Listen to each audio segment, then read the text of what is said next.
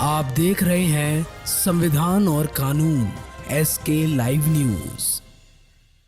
सहारनपुर से खबर है। उत्तर प्रदेश के जनपद से एक चौंकाने वाली खबर सामने आई है, जहां सहारनपुर एसपी सिटी अभिमन्यु मांगलिक के कुशल नेतृत्व में थाना जनकपुरी व शॉर्ट सर्विलांस की संयुक्त पुलिस टीम को एक बड़ी सफलता हाथ लगी है।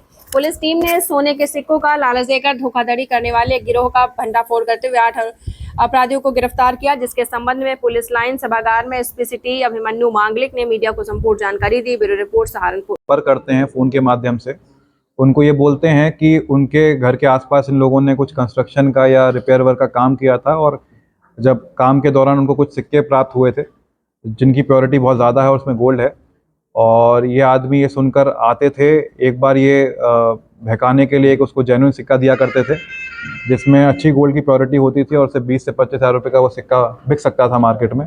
और इसी प्रलोभन में आकर अगले दिन ये उसी वादी से मिलते थे और उससे 500 सिक्के या 600 सिक्के देने के वादे में उससे 10 से 15 लाख की ठगी ये कर लिया करते थे। ऐसे 2 मुकदमे जनकपुरी थाने में पंजीकृत हुए। एक जो पार्टी थी वो मेरठ की थी, दूसरी मुजफ्फरनगर की थी। इन लोगों के साथ कुल मिला के 15 लाख रुपए तक की ठगी हुई थी। मेरठ वाले के साथ 10 लाख की और जो मुजफ्फरनगर वाले हैं उनके साथ, पुरकादी वाले जो हैं उनके साथ 5 लाख की ठगी इन्होंने करी थी। जैसे ही हमें सूचना मिली तो हमने आसपास के सीसीटीवी फुटेज और सर्वेलेंस के माध्यम से ये पूरे गैंग का अनावरण किया है। इसमें जो ये रहने वाले सारे लोग हैं ये मुख्य रूप से जो बीरभूम डिस्ट्रिक्ट है पश्चिम बंगाल का, वहाँ के रहने वाले हैं। और यहाँ पर ये अपने जो जानने वाले लोग हैं जो सहारनपुर लोकल में फैक्ट्री में काम करते हैं और जिनका कई रूट्स कोई ना कोई कनेक्शन बंगाल से है, उनके यहाँ पर ये आके रुकते हैं। और ये जो पूरा का पूरा जो स्कैम है वो ऑपरेट बीरभूम से ही होता है, इनके गांव से।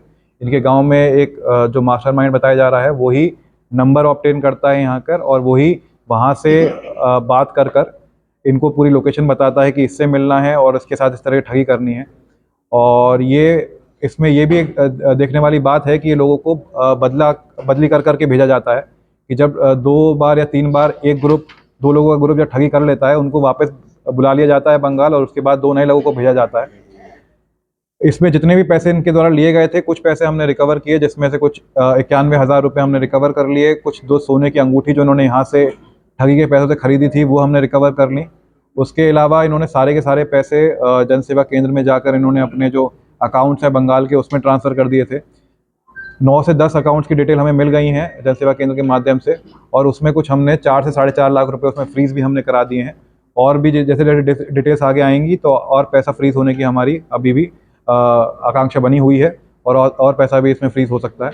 तो इस तरह ये पूरा जो गैंग है वो पूरा हमने इसका अनावरण किया है। तो सर इसमें और भी लोग जुड़े होंगे कहीं ना कहीं, क्योंकि जब लोग बदल के काम कर रहे हैं, सहारनपुर के भी कुछ लोग सामने आ सकते हैं, कहीं और भी लोग रहे हों। जैसे मैंने आपको बताया, दो लोग हमने सहारनपुर के उठाए। एक पेपर मिल चौकी क्षेत्र का रहने वाला है, एक हसनपुर चुंगी क्षेत्र का रहने वाला है। इनके परिवार से कोई पुराने लोग रहने वाले बंगाल के हैं, लेकिन ये लंबे समय से फैक्ट्री में यहाँ पे काम कर रहे हैं या कुछ ठेकेदारी का काम कर रहे हैं सहारनपुर में। ऐसे और भी लोग हो सकते हैं, लेकिन जब हम बीरभूम जहाँ पे इनका मेन रैकेट चल रहा है, जब वहाँ उसके सरगना तक पहुँचते हैं तो मेरा मानना है तब हमें इसमें आगे थोड़े इनपुट्स मिल पाएंगे। यहाँ पे सहारनपुर जिले में नहीं है, यूपी के और थानों से ही पता किया, ऐसा कोई अभी तक आपराधिक इतिहास नहीं मिल पाया। हो सकता है कि पश्चिम बंगाल में आपराधिक इतिहास हो, वो भी हम एक बार दिखवा रहे हैं।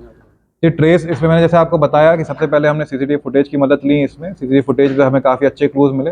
उसके बाद सर्वेलेंस में भी हमने ऐसे नंबर्स पिक करे जिनकी लोकेशन जहाँ जहाँ पर ये थे वहाँ पाई गई, और उसके बाद हमने इसको डेवलप किया। सर क्या एक ही जनसेवा केंद्र से इन्होंने पैसे ट्रांसफर किया अलग अलग? नहीं, 2 जनसेवा केंद्र इन्होंने मुख्य रूप से इस्तेमाल किए हैं। एक नुमाइश कैंप में था, एक सड़क दुदली में था। लेकिन इसमें ये बात देखने वाली है कि जो पैसा जमा करने गया था जनसेवा केंद्र वाला, वो लोकल सहारनपुर का ही था। वो इन्होंने इस्तेमाल इसलिए जानबूझ के किया था कि सामने वाले का ट्रस्ट जीत पाएं, जनसेवा केंद्र वाले को यह आभास ना हो कि ये बाहर के लोग हैं जो इतनी बड़ी वॉल्यूम में पैसा जमा करा रहे हैं। खबरों के लेटेस्ट अपडेट के लिए इसी तरह हमारे साथ जुड़े रहें और इस वीडियो को ज्यादा से ज्यादा शेयर करें।